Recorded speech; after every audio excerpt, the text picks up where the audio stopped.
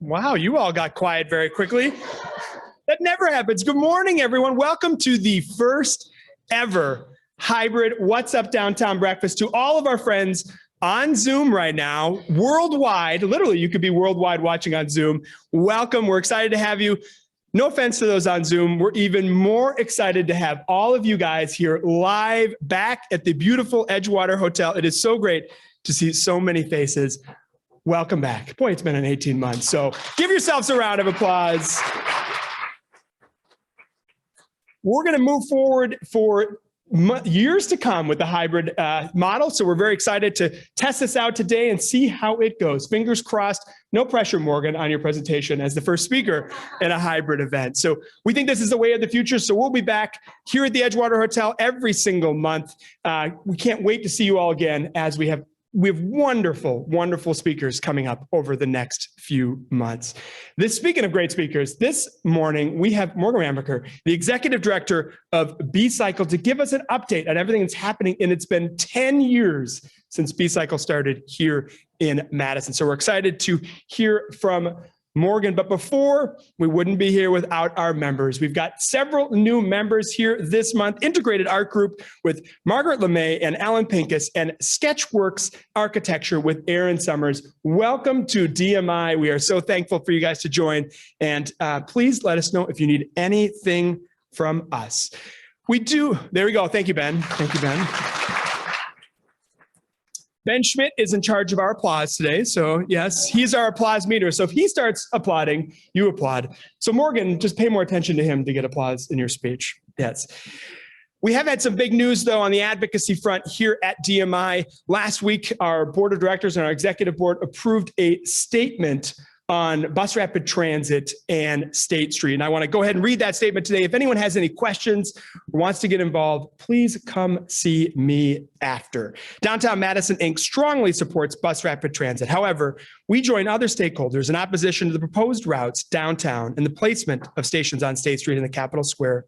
We've reached this decision through ongoing conversations with the community, residents, small business owners, property owners, Madison Central Business Improvement District, the City of Madison, alders, and other stakeholders. We insist on having an inclusive conversation to find a mutually agreed upon compromise for alternative station locations that will best serve BRT riders and will not disrupt business. Ultimately, we share the mayor's goal to build a vibrant, economically strong, and equitable downtown where everyone feels welcome. We are confident that together we can achieve this common goal, which includes the exciting addition of bus rapid transit. Since releasing that statement, we've had several conversations with the mayor's office, with the mayor herself, with elected officials, and many other stakeholders, and we will continue to do that work. If anyone wants to get involved or learn more, please send me a note. Now, to continue with the program today, Ben, where were you with the applause? Susan is now also in charge of the applause. To continue this program, though, again, we would not be here without our sponsors and our major series sponsor, Whipley LLP. Honestly, Whipley has been behind this bedrock event for DMI for years and years and years. So we greatly appreciate the longtime support, and we welcome our own board member and our treasurer, who's had to do double duty this year. It's been a harder year, Anita Mohammed, a Whipley treasurer. She's the treasurer of DMI. You're not the Whipley treasurer, but maybe you are. You're the treasurer of DMI and a partner at Whipley. So welcome, Anita. How are you?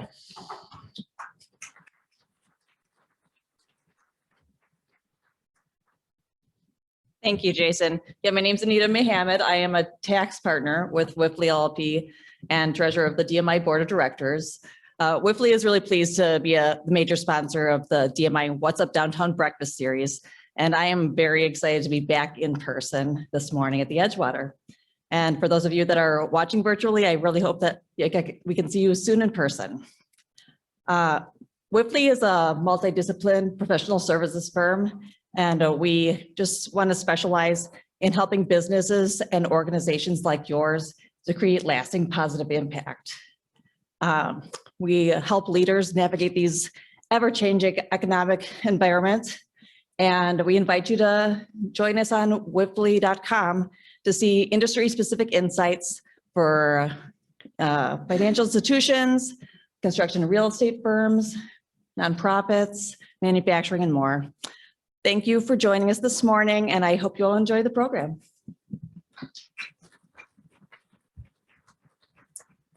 Thank you very much, Anita. Along with Whipley LLP, we have some great signature sponsors for this event that have been with us also for years.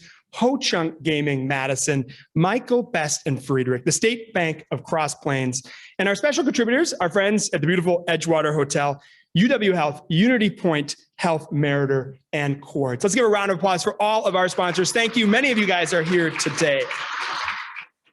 All right, we have an extra special sponsor for today's event. It's just my pleasure to announce the next sponsor, Schmitz Consulting. Susan Schmitz, you all know her as the dynamo who created DMI as we know it today. It truly is a legend in downtown. We are so excited to have her here today. Thank you for your continued partnership. We are on the phone how many times a week now? Probably quite a few. And that puts a smile on my face. She's been my mentor, and I'm just thrilled to welcome Susan back to the stage. Susan, good morning.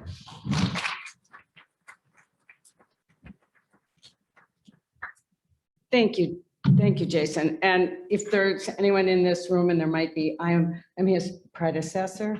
So I was at DMI for 19 years, best 19 years ever. I loved being part of this organization, and it is a real honor to be here today. Thank you. Thank you so much, Carol Ann. And Carol Ann twisted my arm just a little bit. Like, would you please sponsor this? Like, I think so, especially with the speaker today, with Morgan Ramaker, who we have worked together for quite a few years. And as a lot of you know, I'm kind of a bike freak. I love bikes, and the whole bike sharing system, which this city is benefiting from, which is great. And Morgan does such a great job. So, and thank you, Trek. Yeah. So it's great to see all of you. I have a consulting company. I'm doing some really fun things having to do with homelessness and raising money for a new museum, for a state historical museum, working on affordable housing issues, and of course, not helping, but contributing to hopefully getting the buses off State Street. So it's great to see all of you here. It really is an honor to be able to sponsor the first in-person breakfast. So thank you, thank you, thank you. Yep. Thank you.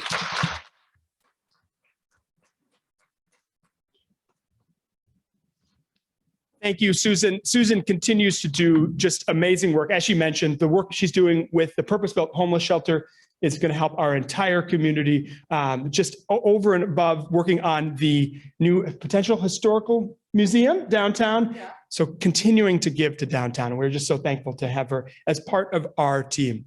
Now, on to the program today. We have Morgan Ramaker, the Executive Director of BCYCLE LLC, which is the bike share subsidy of Trek Bikes. She also serves, we asked a lot of people, Anita and Morgan, I guess. She serves as the chair of the DMI Transportation Committee and is a member of the DMI Executive Board of Directors. A two-time Badger graduate of UW-Madison, Morgan has worked across the public and private sectors throughout her career. Morgan started out with BCYCLE as the manager of the Madison BCYCLE program, and today works with nonprofits and municipalities across the country to improve communities through bike share, removing barriers to riding and providing meaningful transportation alternatives.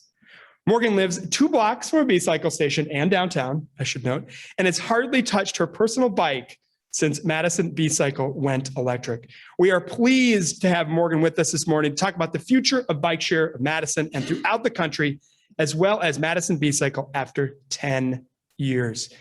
Following the presentation, we are going to have time for questions. We are going tech with this, though. So if you have a question, send it through menti.com. There is the information. It literally is that easy. You enter the code and you put in a question, and somehow it goes to a satellite and then onto my cell phone.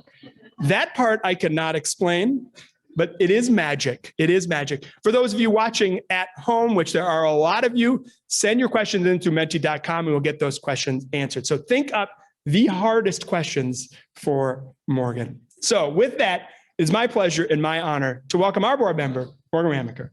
Welcome.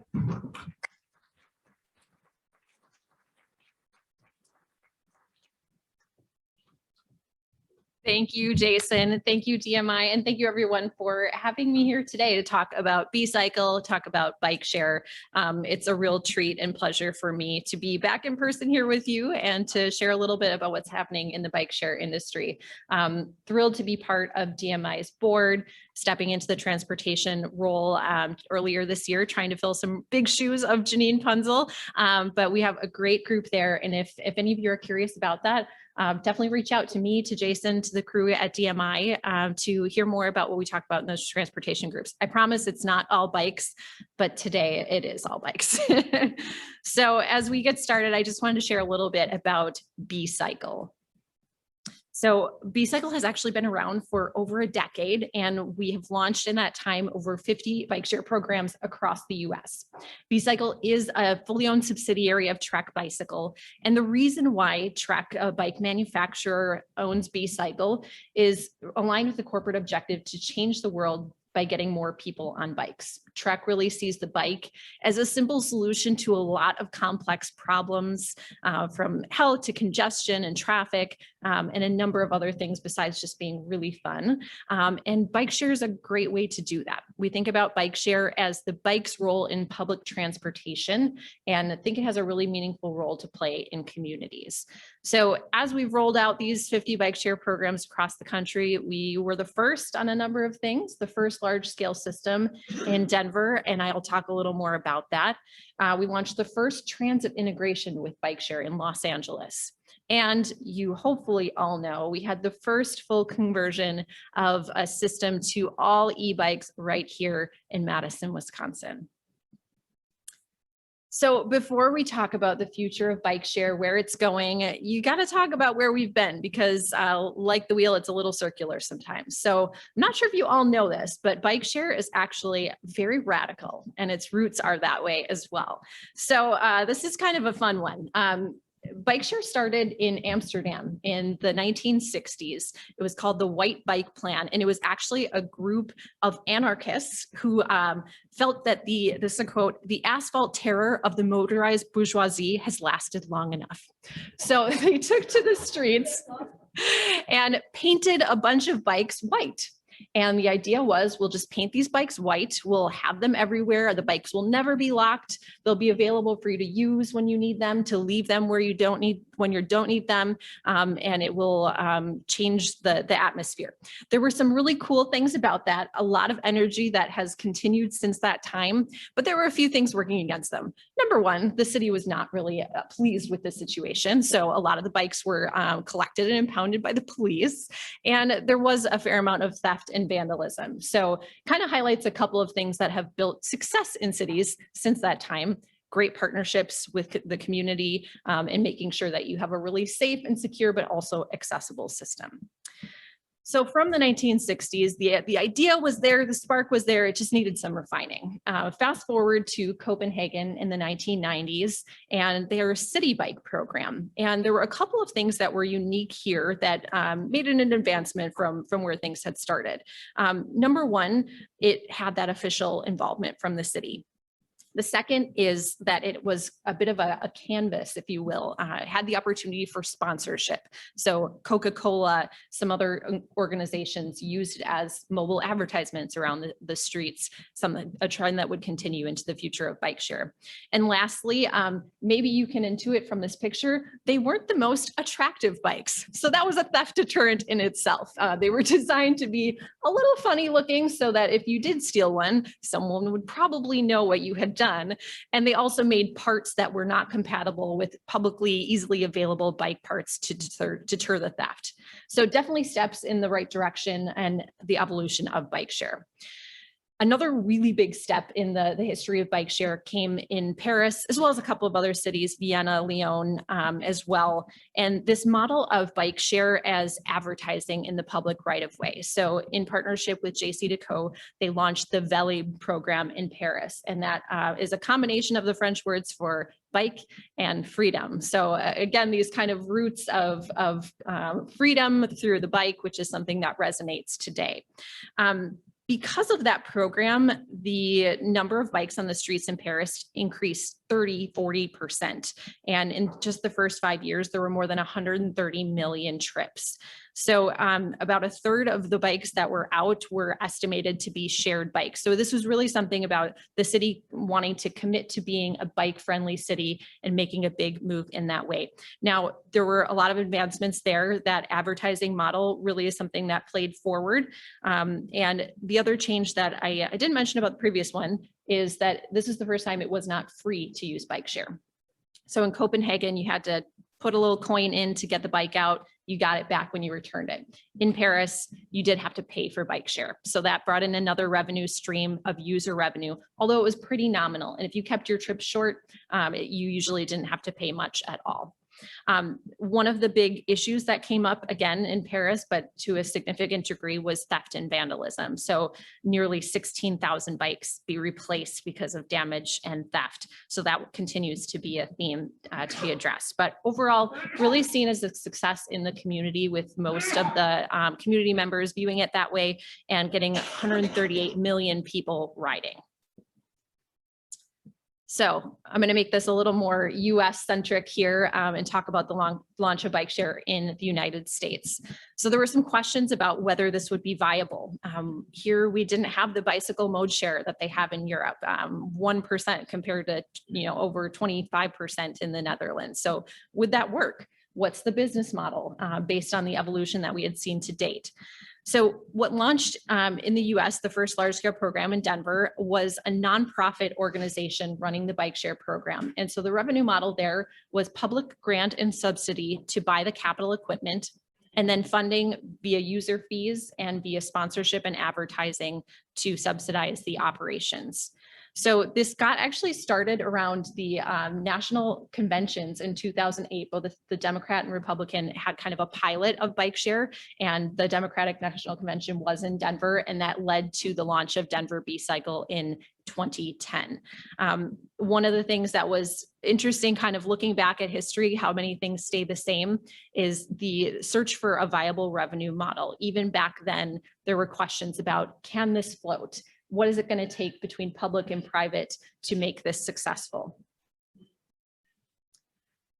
Looking to 2017, massive disruption in the industry. So starting in China and then coming into the US and other areas as well, dockless bike share and eventually dockless scooters as well. So for companies like BCYCLE, who had been providing a premium service in Denver and other places that cities were excited to pay for, suddenly you had bikes everywhere that were being offered for free. So what do you do when your business model is completely uprooted and what you were paid for previously is free? So it caused a lot of rethinking across the industry, and there were pros and cons. So there was a lot of chaos. There was a lot of waste, a lot of loss. You see these bike graveyard pictures that bikes were kind of used quickly. They weren't sturdy. They didn't last. And so they were thrown out, really contrary to the sustainable focus of bike share historically and for us today as well. There were also just some fears about the business model. So these companies were venture capital funded. They didn't have a clear model of how they were going to be profitable. So there were fears about how data would be used. This has all evolved to kind of a different place now, and I'll talk more about that in a little bit. But one of the big changes since then was the introduction of electric bikes. And right here in Madison, Wisconsin, we led the way there with that electric bike conversion. And I'll talk more about how e-bikes are driving the future of bike share. So as we look ahead, bike share into the future is electric. When we launched in Madison with all e-bikes in 2019, we saw incredible growth of the system, incredible new energy. So this is a program that had been on the ground for 8 years, something that started to blend into the background of the city landscape, and it was completely reinvigorated, and it caught local and national attention. It also got all kinds of people riding. So we heard from people who hadn't been able to ride a bike ever or for a really long time because of a physical limitation, who had new doors open to them. People seeing their cities in a new way. It really changed the way that people thought about bike share. There was just a subset of people that probably wouldn't have ridden a 50-pound 3-speed bike around town. That's just a reality, and that's okay too. But once you had an e-bike to offer, that opens up the number of people that you can get on bikes. The data shows this too. So this is kind of a year-to-date snapshot of that first year. What we had seen for ridership in 2018, where Madison BCYCLE was a solid program. It had about 70,000 trips for this time period, 1 trip per bike per day, which is our typical measurement of ridership. And then when we introduced e-bikes for that same period in 2019, it just blew up and we saw 4 times the ridership, incredible numbers. And it wasn't just in Madison that this played out. So across the country, here are a number of different BCYCLE programs that introduced e-bikes into their fleet. We were one of the few fortunate ones that got to go all electric. Most cities have a mixture, but they also saw 4 times the ridership.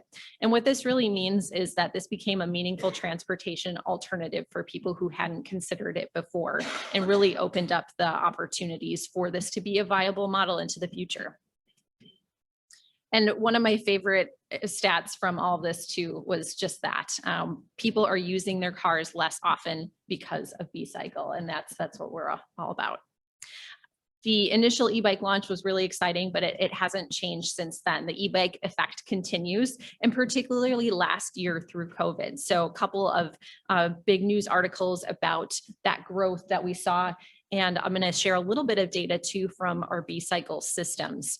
So this is a chart of 2019 versus 2020 ridership. And the white line is 2020. You can see where that initial dip comes with the stay-at-home orders, but then a pretty significant increase quickly as people got an understanding of what they were comfortable doing, what was safe to do. Can I use a shared bike in these times? And they got comfortable with what was okay, and also with the cleaning protocols that the bike share programs were using.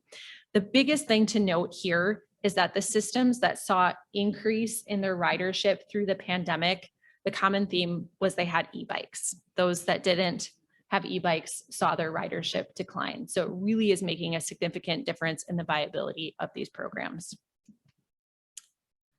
Great bike share now and going forward is also multimodal. So as we think about bikes, how do they fit into the overall piece of how we move people through cities? Bike share in particular is a great part of the first mile, last mile solution, getting people to where they need to be, making it as easy as possible. We've seen data that people are only willing to walk about 5 minutes to a bike share station. So that really puts the onus on us to get into a lot of places and be those transit connectors. So that's been another focus, and a couple of ways that we've been working on that at BCYCLE. Is with a pilot that we launched in Las Vegas. RTC is the agency that runs their transit and their bike share. It's all together actually there, which is pretty cool. And puts them in a position that they can really think about the full scope of transportation options and how people are moved from through their destinations. So we worked with RTC and a couple of other agencies to integrate the app experience. So somebody who is riding RTC for transit can go in, now they can see what their options are, whether it's getting on a bus, whether it's getting a bike, they can pay for that. They can check out a bike, all in one integrated experience. And in Las Vegas in particular, this transit app is one that's commonly used. And there are a number of different apps that are preferred in different communities, but it really is a huge game changer in terms of thinking about the whole picture of transportation. When you're thinking about where you're gonna go, you're thinking, what's the best way for me to get there? And giving people more of that information easily in one place lets them do that more efficiently. We also saw some interesting trends last year. I mentioned that in Las Vegas, they do own both the bike share and the transit agency together. And we saw a couple of cities move that direction last year as well. And one is Austin. So they became part of Metro, it became Metro Bike through a partnership of Austin BCYCLE and Cap Metro. And again, they really think about it as, we are mobility providers. This is another mobility option. It makes sense for us to have control of that and to offer the most integrated experience and options for our community.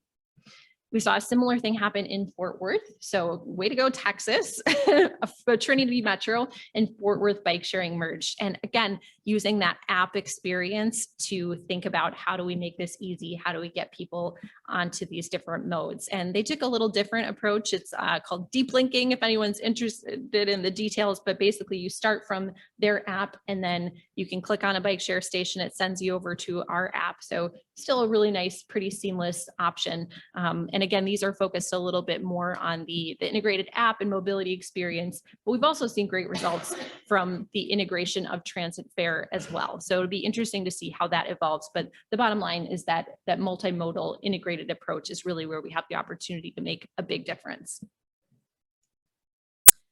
Bike share is also connected when it's successful. And what I mean by that is really thinking about infrastructure. People ride where they feel safe, where they have connections to get where they're going.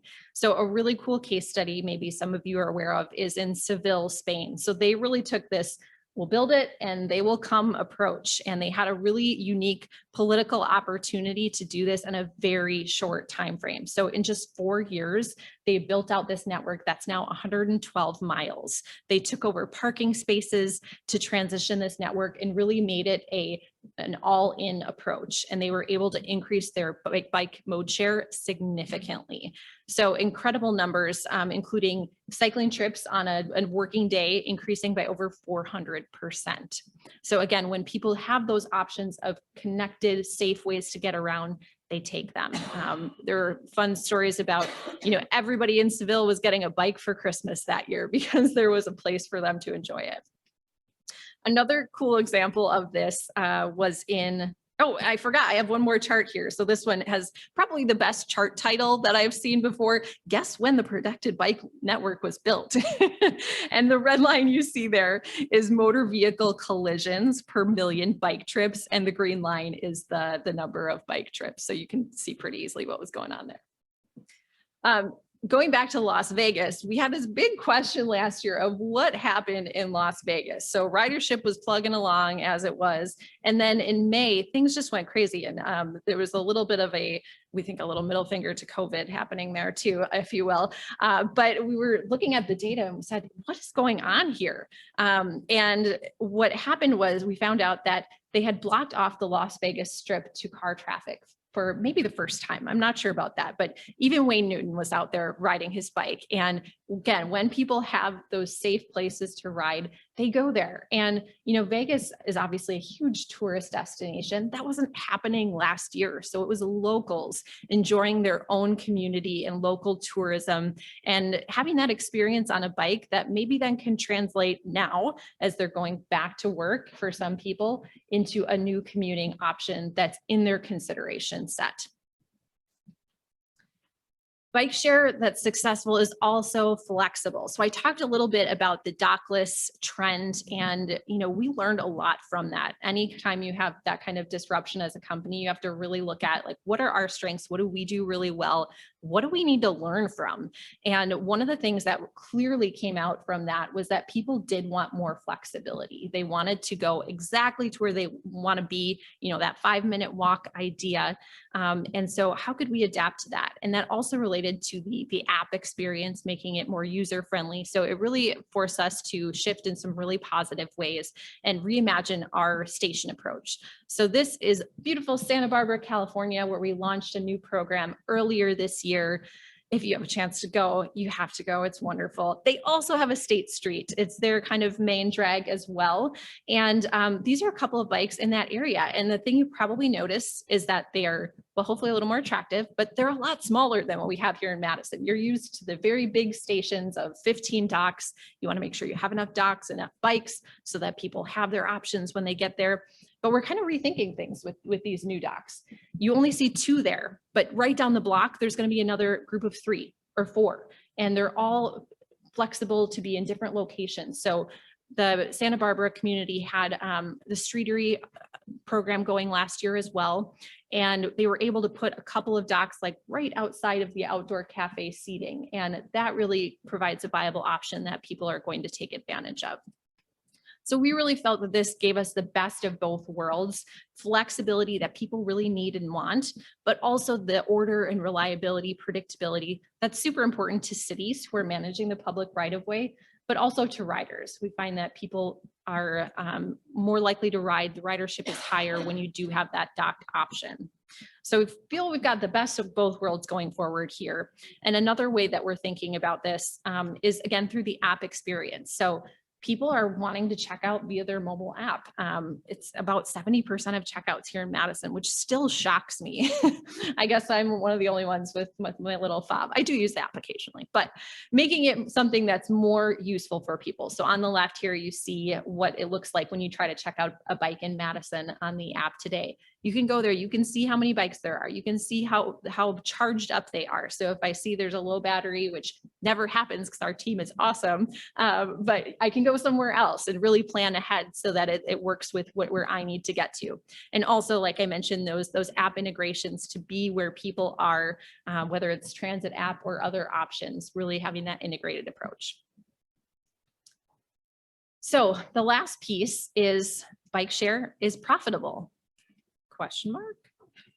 This has been a question mark since its very beginning, but it is critical to the future going forward. We have to have a sustainable, financially viable model.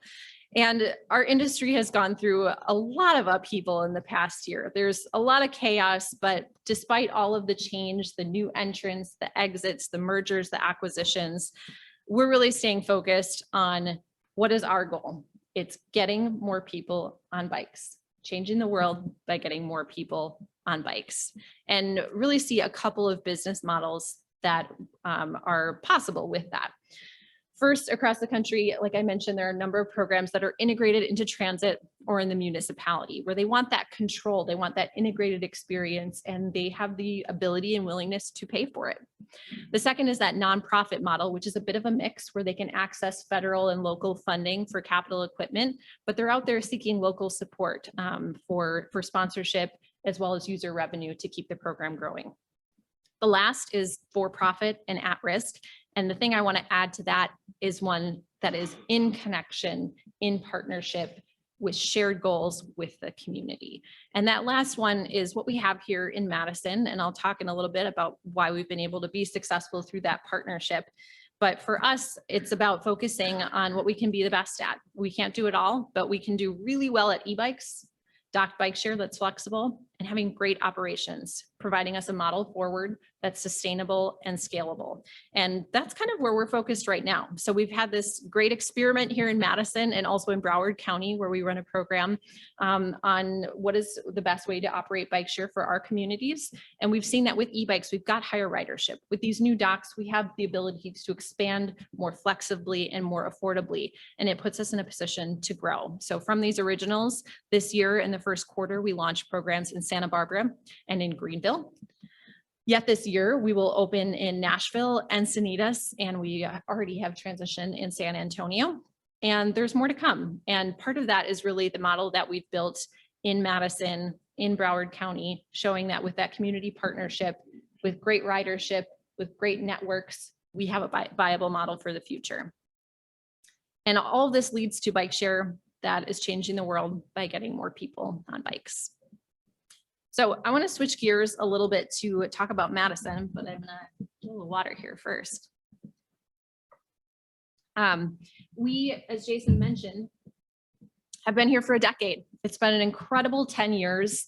And I just want to pause to thank so many of the people in this room and on the call who have made that possible. It's through that great partnership with the city, local support, and riders that have made it a success. And you can see the incredible numbers here of what we've been able to accomplish and what we've been able to demonstrate for other communities to model.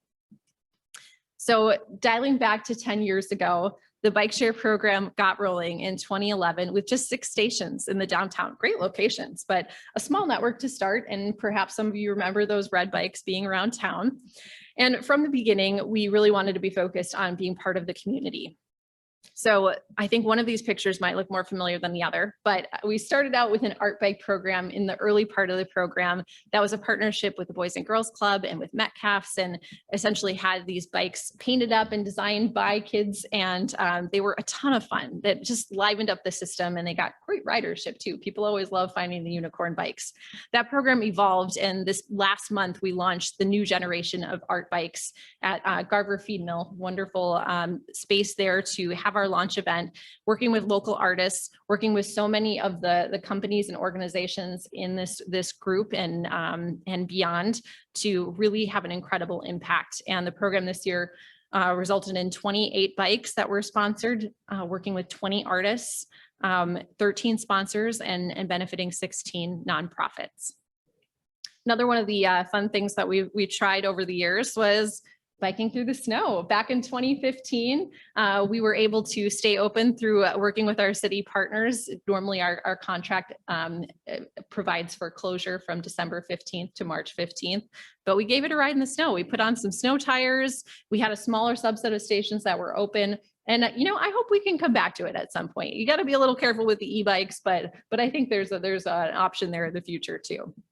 And we did all of the fun Madison things. We jumped around. We went to the farmer's market. We went to the square. We hung out at the Monona Terrace, and the red bikes really had an incredible run. And we even had some local celebrities riding. I mean, is it Matthew Broderick? Is it Doug Poland, former DMI board chair? Who knows? But everyone was riding.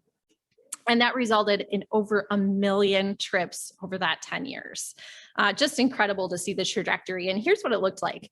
So the Riders Ride, in 2011, we launched mid-year and had a slow but mighty start. And it kind of grew from there until 2014, where things plateaued a little bit. And it was a solid program, but it wasn't growing. We saw a little bit of an increase in 2017 when we were able to get some amazing stations in the State Street area. Long path to do that, but great partnership through many in downtown in the city to make that happen. And also a really big uptake in student ridership and really activating them on campus. But really what changed the game, you guys all know, we've talked about the electric bikes. The impact when you see it here though is so significant, more than doubling the ridership when we introduced those bikes. And mind you, that the bikes were introduced in June too. So that was halfway into the year. So incredible results there. And through last year, we still saw great ridership. There was an impact from COVID. Of course, for every business, that was the case. But I think, we still thought this was a great result. And we learned some pretty interesting things too. So we have these great heat maps of where were people riding. And if you look at 2019, it's very concentrated in downtown and on campus. And then as we look to 2020, people are making that lake loop. They're getting out, they're enjoying the community and finding some way to stay safe, to stay sane, to stay healthy and moving. We saw that stations at the Vilas and the Arboretum and the Sheraton really increased in terms of their popularity. And we saw more of a mix of ridership. So typically Madison has a lot of annual members who just ride all the time. We had more of a mix last year of monthly memberships and walk-up members who just buy that like day pass or one-time ride pass. It's people exploring their city in a different way and new people trying it. Again, hopefully setting the stage for momentum to switch those people to bike commuters when they go back to work. And as we look to 2021, we're off to an incredible start. Already a huge number of trips banked, and we're projecting for that to be 250,000 trips for this year. So that momentum is real. It's happening. Hopefully you're seeing the bikes everywhere. I heard from the team, I think the art bikes are getting ridership of like 7 trips per bike per day, like double what the normal ones do. So those are always really fun to add some new energy into the program. But the team is doing an amazing job with the city also in looking at new locations. So we're now at Garver Feed Mill. We're now in Monona at 2 locations, making that lake loop a little bit easier to accomplish in 60 minutes. And we will be back at Breeze Stevens. I'm so happy that this is returning. This was a test station and we're really pleased to be bringing it back hopefully very soon, as well as a number of other stations in the Madison area. Another thing that we'll look at too is regional expansion. It's not just Madison. How do we connect to the surrounding communities? So all of this has led us to the position of looking 10 years ahead. We're incredibly grateful for the partnership with the city of Madison, including signing our new agreement just last year to do it for another 10 years and maybe even another 10 beyond that. And as we look ahead, a few priorities are really to keep increasing ridership, to increase access, get more people riding who hadn't before, make it accessible, get into places that we aren't today. We have a great network, but we have a lot of places that we aren't in that we really need to fill in. Grow the system through public and private partnership. Programs like art bikes through sponsored stations, those are ways that we continue to grow. and really ultimately getting people out of cars, being part of the multimodal transit opportunities in Madison. So having such an incredible group of people as a captive audience, I would be remiss if I didn't invite you to think about how you can help, and also to ask how we can help you. And a few ways that that looks is, how do we all work together to make Madison a better place to live, a better place to get around, a more enjoyable city to live in? And a couple of partnership opportunities that we have are, as you think about your company's commuter benefits programs, your corporate wellness, how are you getting people on bikes? How are you keeping people active? Can we help with that? We can offer discounted passes for your customers, whether it's visitors or clients, helping to get them on bikes as well. Having stations on location, like the beautiful station at the Marling on East Washington Avenue, and on-bike advertising like this great one with the UW Credit Union coming out of the Art Bikes program. So think about your goals, think about how we can work together, and we'd love to have those conversations. So on behalf of the team, thank you so much for the opportunity. Thank you for the support in making this program so successful in the past 10 years, and look into the future.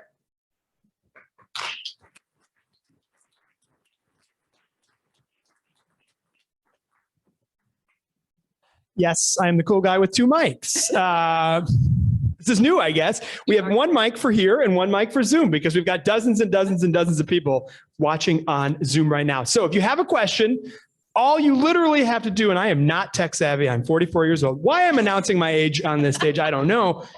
Menti.com, Ben, even you can do this, 36816855 with your questions. We also had some questions in the can. Any good MC has questions in the can. Morgan's presentation was so good. She literally answered every single question in the can. Now, first question though, you did not. What is your favorite station location for B-Cycle? My top station is the Marling. It's the closest one to my house. So I literally ride my bike, my personal bike, to the station, lock it there, and then trade up for an e-bike to go downtown or wherever I'm going. I love it. You live like just a few feet away from that Very station. close, yeah. So question about the same. I noticed a great quote in your presentation. Riding an e-bike shrinks the city. I would love to take an e-bike to get downtown, but I live near Monona on the east side. When is e-bike coming here? Although you did have a slide or two right at the end. Yes, great question. We were so excited to launch those two stations in Monona, and I think it's just the beginning. There's great opportunity to expand there and provide that as an option, and not just Monona too.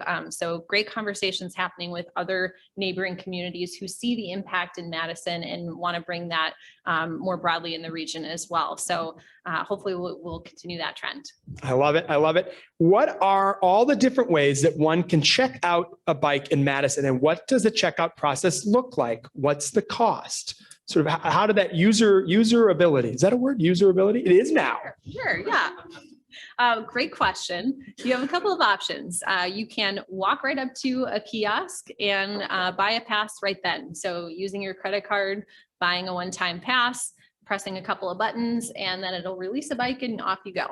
You can also download the BCYCLE app, and that will release bikes as well once you sign up there through Apple Pay or through your credit card. And then finally, I mentioned there's the membership fob. So you can sign up online, and then we will mail you a membership fob, a little RFID card you can attach to your key ring, and you just tap that at the dock to get rolling. And annual memberships cost $120 for the year. And with that, you get free unlimited 60-minute trips. Pretty good deal. You can also get a monthly membership and a day pass. And I think we even have a special CrossFit pass coming up for a special event. That's great. As a CrossFit participant, no, that was a joke. Thank you. Somebody laughed over there. Yeah, Andy, thank you. Yes. If you've seen my arms, I am not a CrossFit participant. It really is quite easy to get a bike these days. And for those of you that have not ridden an e-bike, it is incredible. I'm getting goosebumps just talking about it right now. I got a new Trek Elant 8, thanks to Ben telling me, yes. And I ride everywhere downtown, hopefully as much as Susan, that when I finally do leave DMI, I'll have a wonderful bike lock statue at Lisa Link Peace Park that says Susan rides all over downtown. Now, has B-Cycle in Madison been profitable and sustainable? What is the future of B-Cycle in Madison? Yes, well, I think you had a little Freudian slip earlier, Jason, when you called B-Cycle a subsidy of Truck Bicycle instead of a subsidiary. Yes, But that's true. Sorry. For all the lawyers in the room, that's correct.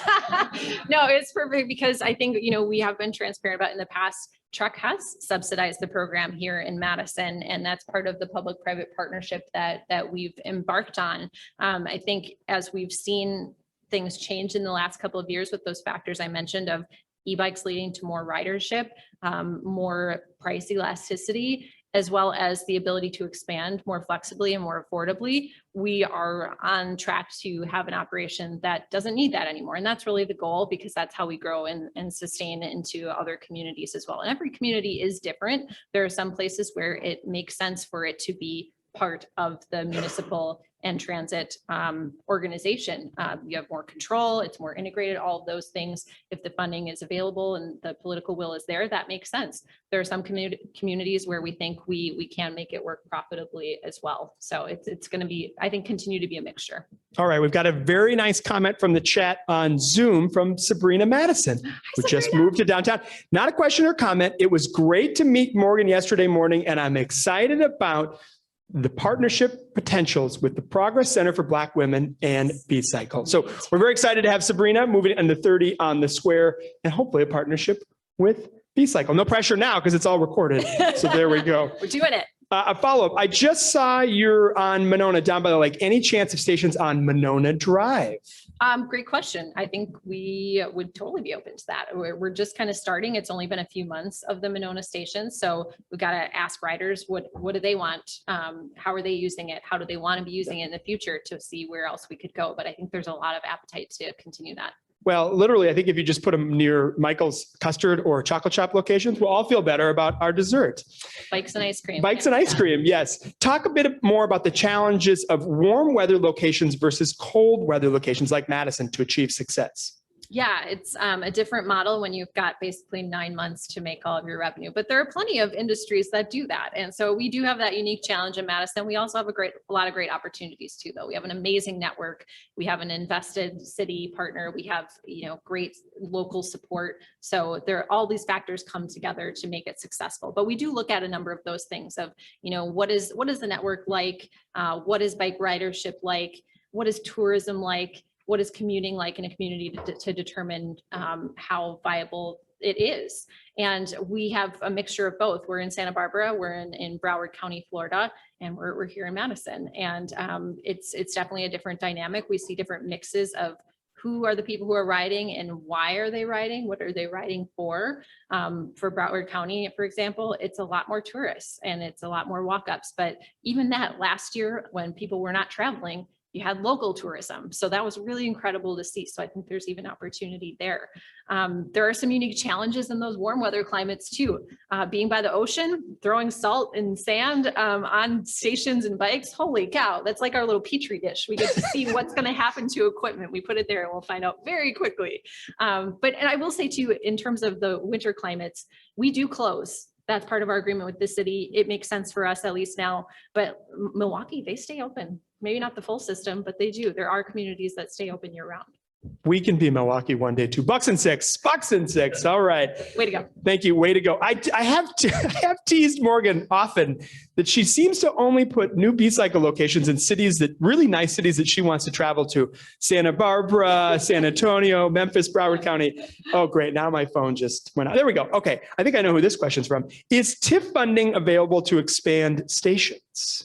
Oh, that is such a great The question answer may have just clapped. I actually don't know I have no idea who's saying the questions.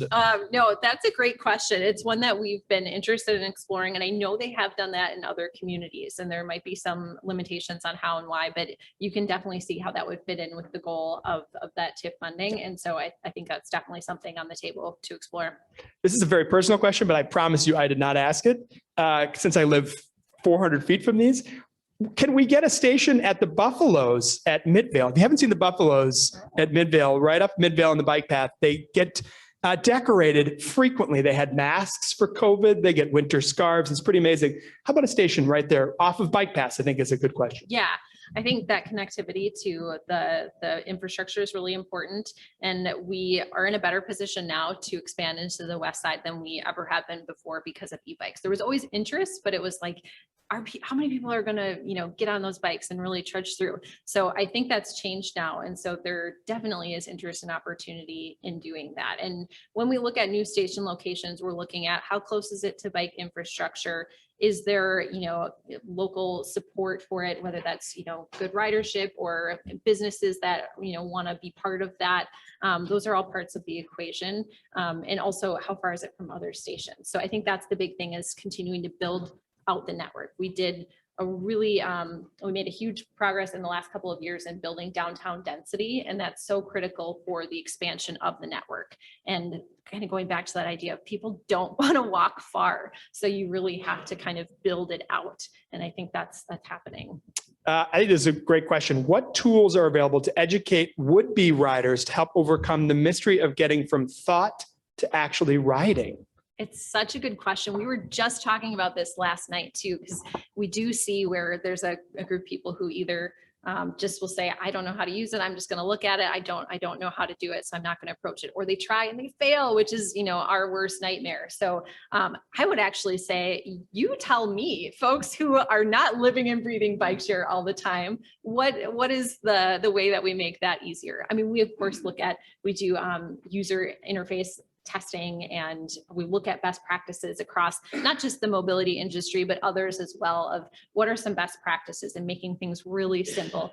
I think it all goes back to removing barriers and making it easy for people to get on. So that whether that's being in the apps that they're using, if it's offering different ways to access it, making it super simple of how you do it. We've got to make that easier and remove those barriers for people. Another very important question about barriers. Can you talk about the expansion of stations into communities of color? What are the key partners in this space to help make that happen?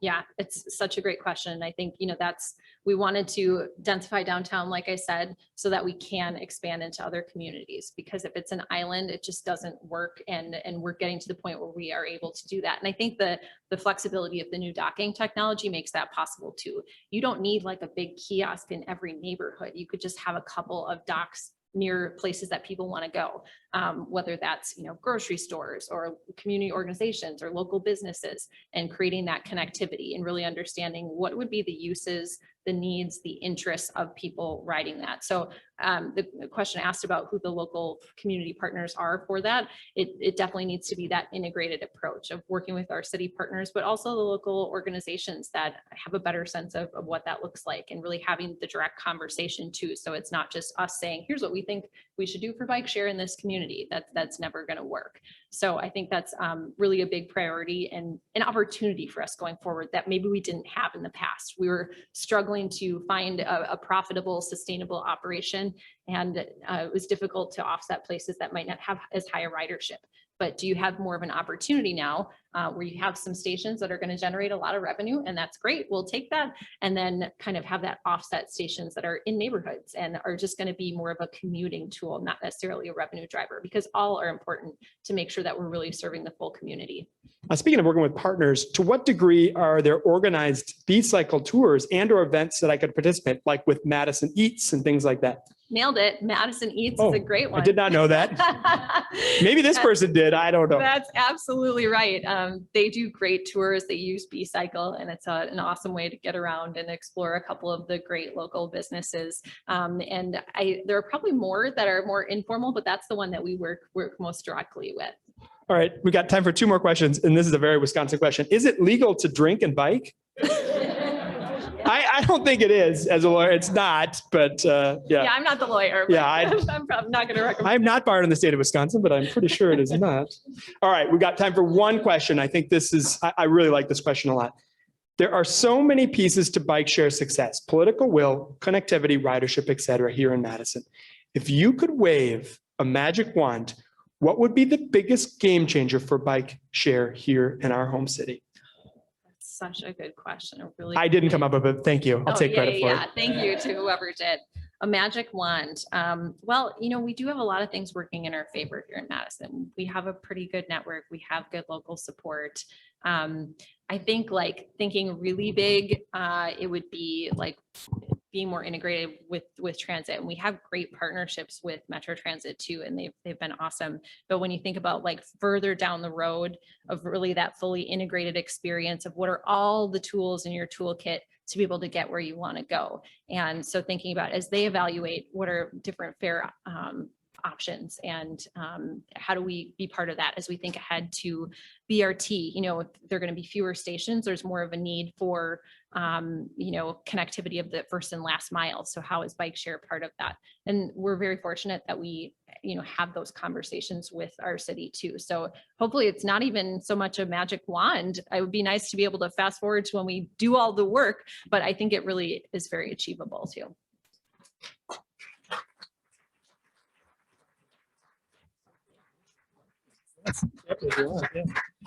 Well, you are the best question answer. If you don't know Morgan, she is a power. We are so excited to have her as part of our Madison community and part of our DMI community as an executive board member leading the transportation committee. If you want to know more, join us the second Friday of every month at 8 a.m. Hybrid is coming soon. Morgan and we have to talk about that literally in the next couple of days. So please, another round of applause for Morgan and the team at BCYCLE. Thank you as well for all of you joining worldwide, all of you joining on Zoom. That's literally why I have two mics and two mics up here. So I hope that experience worked out well. We'll ask several board members who are on to see if it did. But we would not be here for any of this if it wasn't for our sponsors, Anita and the team at Whipley LLP, Ho-Chunk Gaming, Madison, Michael Best and Friedrich, the State Bank of Cross Plains, Schmitz Consulting LLC. All right. The Edgewater Hotel. It is so good to be back. Amy was just here, but so good to be back. UW Health, Unity Point Health, Meritor, and Quartz. We will be back next month for another hybrid. So come join us in 1 month's time. Look for an email from someone that's more organized than me. John and Madeline and Carol Ann will send that soon. Thank you all. Have a great weekend. Come back downtown. Enjoy the farmers market. Spend some money. That's what we need right now. So thank you all very much. Have a great rest of the day.